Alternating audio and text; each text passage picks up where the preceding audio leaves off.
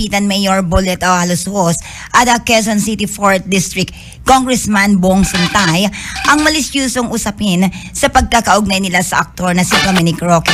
Kasunod ito sa naging usap-usapan na inilabas ng entertainment reporter na si Christopher Min na may kakaibang relasyon ng aktor sa dalawang politiko.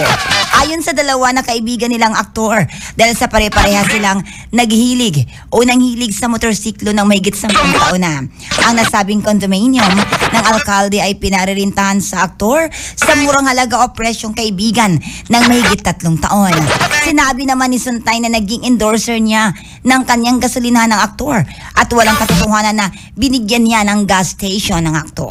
Ikinalungkot ng dalawa na pati ang kanilang pangalan ay nadamay sa paghiwalay ng aktor sa nobyang si Bea Alonso.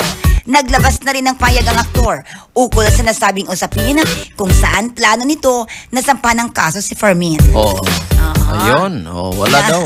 Kasi dadawit ito eh. Sabi nila, boss daw na politician. Yes. Na may-ari daw ng condominium. Okay, abangan lang natin ang update.